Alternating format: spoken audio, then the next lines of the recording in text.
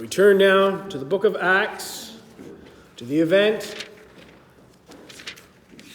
of the descending of the Holy Spirit. Acts chapter 2, reading at verse 1.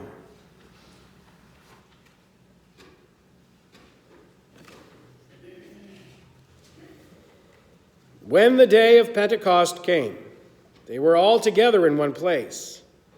Suddenly a sound like the blowing of the violent wind came from heaven and filled the whole house in which they were sitting. They saw what seemed to be tongues of fire that separated and came to rest on each of them. All of them were filled with the Holy Spirit and began to speak in other tongues, as the Spirit enabled them.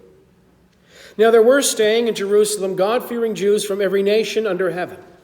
When they heard this sound, a crowd came together in bewilderment, because each one heard them speaking in his own language. Utterly amazed, they asked, "Are not all these men who are speaking Galileans? How is it then that each of us hears them in our own native language? Parthians, Medes, Elamites, residents of Mesopotamia, Judea, Cappadocia, Pontus and Asia, Phrygia and Pamphylia, Egypt and parts of Libya near Cyrene, visitors from Rome, both Jew and converts to Judaism, Cretans and Arabs. We hear them declaring the wonders of God in our own tongues." Amazed and perplexed, they asked one another, "What does this mean?" Some, however, made fun of them and said, "They have had too much wine." Then Peter stood up with the 11, raised his voice, and addressed the crowd. "Fellow Jews, and all of you who live in Jerusalem, let me explain this to you. Listen carefully to what I say. These men are not drunk, as you suppose. It is only 9 a.m. No, this is what was spoken by the prophet Joel.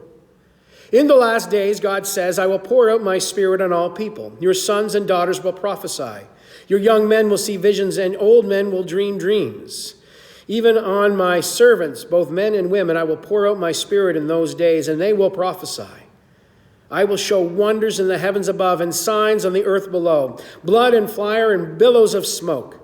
The sun will be turned to darkness and the moon to blood before the coming of the great and glorious day of the Lord. And everyone who calls on the name of the Lord will be saved."